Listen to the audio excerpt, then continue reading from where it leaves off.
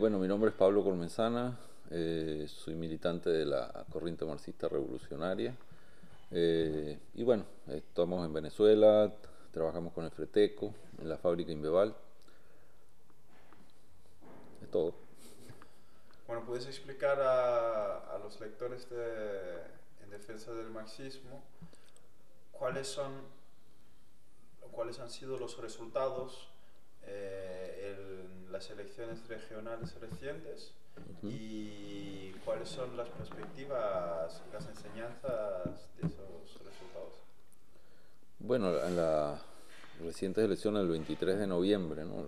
Elecciones regionales, eh, tuvimos unos resultados que en cierta forma nosotros los previmos desde julio de ese mismo año, ¿no?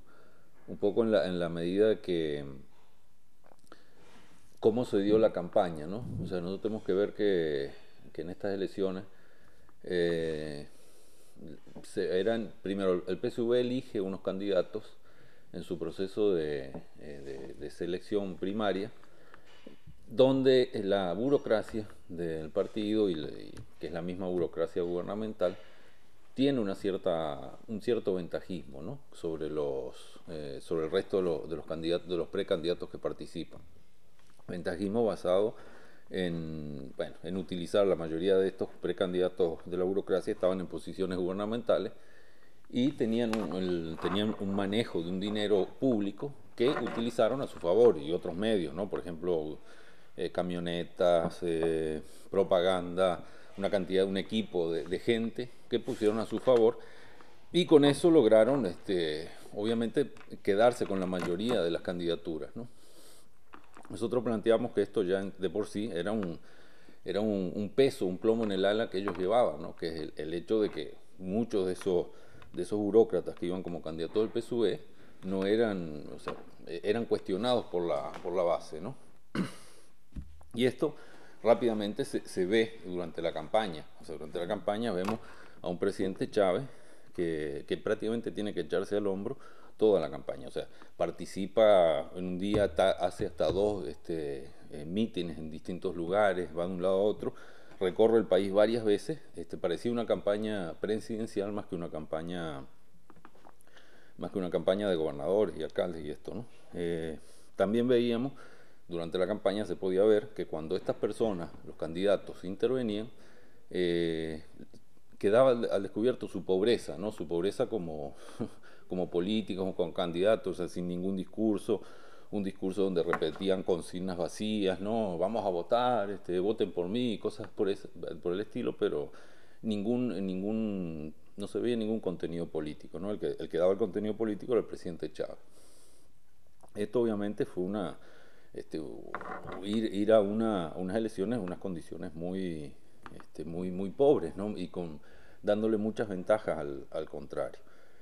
Y obviamente esto, si no se sacó un resultado peor que el que se dio, fue simplemente porque Chávez echó la campaña al hombro, ¿no? O sea, la gente incluso uno podía, uno veía durante la campaña hablando con la gente, que la gente prácticamente fue a votar ahí por o en contra de Chávez. O sea, nuevamente, como la gran mayoría de la elección en Venezuela, se polarizó todo el asunto y quedó entre votar a favor o en contra de Chávez, ¿no? Los chavistas votaban a favor y los antichavistas votaban en contra. Los resultados en sí demuestran un poco esto, ¿no? Vemos esa gran polarización, o sea, en cuanto al resultado, cuantitativamente podemos decir que, bueno, que el chavismo recuperó prácticamente 1 millón de votos con respecto al referéndum constitucional que había tenido lugar un año antes. La oposición perdió 200.000 votos, pero mantuvo más o menos su media histórica, ¿no? Ahora, en cuanto al resultado en sí de las elecciones, ¿a qué significa ese resultado? Podemos ver que, bueno, aunque la mayoría del gobierno con Chávez a la cabeza salen diciendo de que en estas elecciones se ganaron, que fue una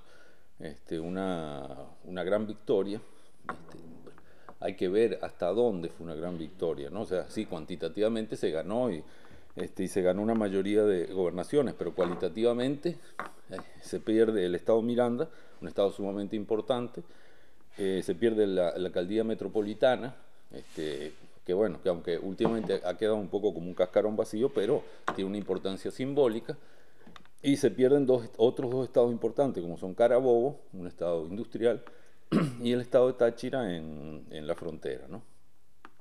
Y la oposición, además de esto, conserva las dos gobernaciones que ya tenía. Entonces, eh, nosotros pensamos que se hace una analogía diciendo, esto, esto es como un partido de béisbol. El primero lo ganamos 20-2 y este lo ganamos 17-5. Ahora, eso tampoco, o sea, pensamos que no es muy exacto, ¿no? Más bien habría que, lo dijo un comentarista ya, un profesor, el profesor Vladimir Acosta, que dice, que él dijo, esto más bien que un partido de béisbol habría que asemejarlo a una carrera, donde el corredor que va adelante se va quedando y el que viene atrás lo va alcanzando. Entonces, bueno, esto hay que verlo en ese sentido, también demuestra un poco, se sigue viendo ese cansancio, un cansancio que se está dando en las masas del chavismo, y producto de que obviamente no se le terminan de resolver sus problemas fundamentales.